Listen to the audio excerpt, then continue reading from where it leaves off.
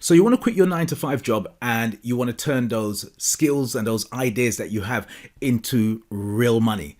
Cool. Let me give you 3 things that you can be doing right now in your job to start preparing yourself for life as an entrepreneur. My name's Anthony Charles and I see dead people. They only see what they want to see.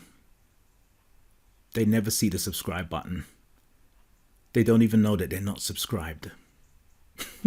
Big shout goes out to my Sixth Sense buddies out there. If you've never seen the Sixth Sense movie, I'm a huge fan. You've got to watch that movie. Look, let's get into it. My name's Anthony Charles, and whether you are running a business or dreaming of leaving that 9 to 5 job, I'm here to help you to turn your skills and your ideas into real money by growing your impact, your influence, and your income. It's time to be more. It's time to do more, and it's time to have more in your life. And I'm here to guide you every step of the way. So let's get into it. Look, being in business for yourself is not easy. It's not, but I'm going to tell you it is absolutely worth it. And I'm going to give you 3 things that you could be doing right now in your business while you're working, so it will prepare you for life as an entrepreneur. And stick around to the end because I'm going to give you a bonus that is going to supercharge your results.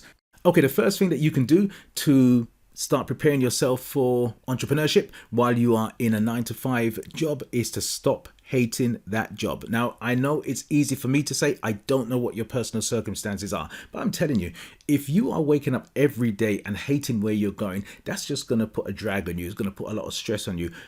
The job feeds you, it clothes you, it puts a roof over your head. Yep, I know it can be just a job, just over broke. I know you're probably not paid what you are worth. You may not be valued. You may not be treated well, but do your best to not hate it, because if you carry that hate and you carry it into entrepreneurship, one day you are going to be an employer. And if you've got a negative view about your job or employment, then think about how that is going to translate into you dealing with your staff. So just something to think about. Now, when it comes down to your job, if you hate the job so much, I'm going to just say to you, you're not dependent on anyone. Now, I look at myself, and when I was employed, I had 2 rules. If you dealt with me in a way I didn't want you to deal with me, I'm talking about managers and supervisors, etc., anybody in authority to me, there was 2 choices I had. If they were dealing with me in a way that I wasn't happy, number 1 is I'm going to look them in the eye and I'm going to say to them, don't talk to me like that. Simple. Don't talk to me like that. It's just not going to happen. I'm not going to accept it. That's number 1. And if number 2, I couldn't be asked about the job, I would just leave. So I'm not telling you to walk out of a job. I don't know what your situation is. But look, I was talking to a friend of mine the other day, and we're in a WhatsApp group, and he was talking about a manager who was giving him a hard time. And I was giving him my little bits of advice. And I said to him, look, I kept dealing with the number 1 thing that I would do. I'd say, look, just stand up to him. Tell him you're not going to put up with that anymore. I didn't talk to him about number 2 because I didn't know where he was at this stage in life. I know what I'm like. I know I would do. Those are my 2 options. But when I spoke to him the next time, he chose option number 2. He said, you know what? I left. I walked out. And I said, man, good on you. Good on you. Because I know for some people, walking out of a job could be terrifying. But if you've got the confidence that you can be employed again, I'm a business owner. I'm self-employed. But if I needed to get a job tomorrow, I would get a job. And if I didn't get the job tomorrow, I'd get the job the next day. I could get a job. I'm not boasting. I'm just telling you, I'd walk into a business and I'd say, what could I do to exchange my skills for the money you got in your pocket? And if they can't tell me anything else, I'm saying to them, bring me the broom. I get my driver's license out. I show them the broom. I say, let me show you something. If I need the money that much, I'll show them my driver's license and say, listen, you never seen me drive a broom before. You never seen me drive a vacuum cleaner. Watch this, man. You watch how I take them corners, man. Listen, I'm telling you, if I want a job, I'm going to get a job. You are not dependent on anyone, and your current situation is not the only option that you have. So if the job's that bad, then you got to leave. But we're talking about getting yourself ready to be an entrepreneur while you're still in that 9 to 5. So what can you learn about being an entrepreneur from the job you are in right now? Now, for me, I could look back in time and I had a job in McDonald's.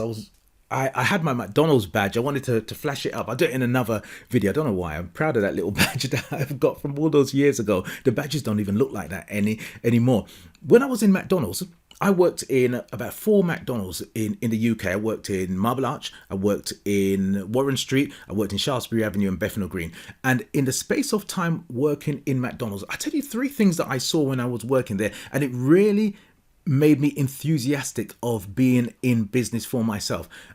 I found out about the amount of real estate that McDonald's owned, the amount of properties and real estate that they own. It wasn't just about hamburgers and fries and milkshakes. They are big in real estate, and I'm sure people are more clued up on the business, can tell you much more of what the McDonald's Corporation is all about.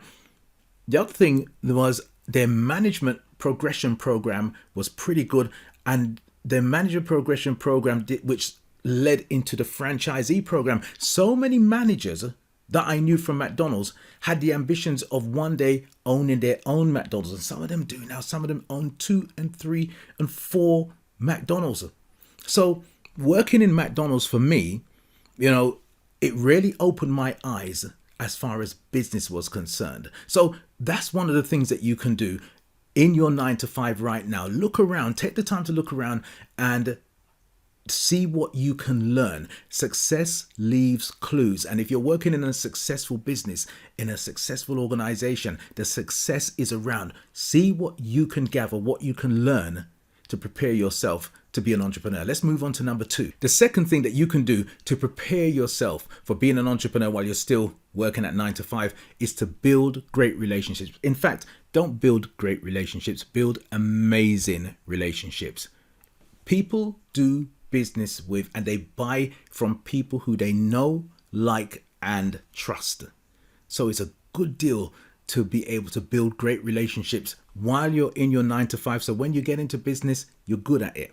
Look, I used to work at Selfridges, and when I joined Selfridges, I was a Selfridges employee, but I was working in a department which was called the collectibles department, which was inside the gifts department. And we were selling very high quality crystal and glass and Ladro figurines, and they're made of porcelain. There was dome crystal, there was elite crystal, Swarovski crystal. There was all sorts of very expensive gifts. Now, I was a Selfridges employee. So what that meant is that I would sell everything in that department.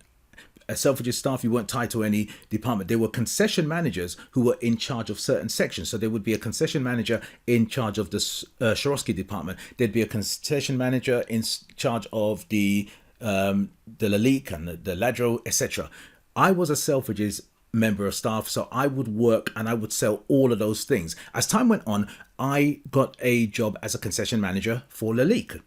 But the mentality I came in to being a concession manager with was that you sold anything. So all of a sudden, I'm standing there doing nothing. One of my colleagues, let's say the person on Swarovski, they are busy serving a customer. I can see another customer who is standing there wanting to be served. What they used to do is nobody would touch that customer unless there was a Selfridges member of staff who was universal, and they would serve that person. If there's no Selfridges member of staff, that person would wait. Another concession manager would not cross over and sell on that person's merchandise. I had the Selfridges mentality. So what did I do? I went over and I served the customer. And when I started doing that, I could see the little side eyes. They'd be like, "What's he doing? You're Lalique. Why are you selling their goods?" Well, because the customer wants it. Do I get a commission for that? No. But they get the commission for it. But the customer gets served. Slowly, everybody started doing that. And guess what happened in that department? We all started to make more money. Gone were the times where you'd go for lunch and you'd come back and they'd say, "Oh, a customer came, but there was nobody here to serve them." We would all serve each other's customers. And I tell you something that we did, and the statute of limitations has passed. We can't get into trouble for this now. We became so close as a unit, 5 of us, that Christmas time rolled around and we wanted desperately to go out and do our Christmas shopping. You know what we did? We all chose a day. Monday, Tuesday, Wednesday, Thursday, and Friday. We all chose a day, and each of us went out for how long was it? It was 2 hours, 2.5 hours lunch. Got our lunch and did all of our Christmas shopping. It was a blast. And we just covered for each other. When the supervisors came and said, where's, such and such? Oh, they just gone to the stockroom to get a box. They come back a little bit later. Oh, they just went to customer service. And when there's just an hour left, we'll say, oh, they just gone to lunch. We just covered for each other. I'm not telling you to go and break those kinds of rules. But what we did was we built a team and we made so much money. We all hit our targets and we all exceeded our targets because we work together. So build great relationships with people in your workplace. What it did for me was it gave me ideas on how to be flexible when I got into business for myself. Now, if you like this kind of video where I share what I've learned through my life experiences and how it helps me to determine the decisions I make on a day-to-day basis and how it can help you as well, then join the family, subscribe. Okay, the third thing that you can do to prepare yourself to be an entrepreneur while working at 9 to 5 is to use your time wisely. Look, there's a lot of people that come to me and they have the skills, they have the ideas, they want to turn it into business, but they say that they're too busy. Look, people are either busy being productive, they're either busy being busy, or they're busy doing nothing. But let me just let you into a secret.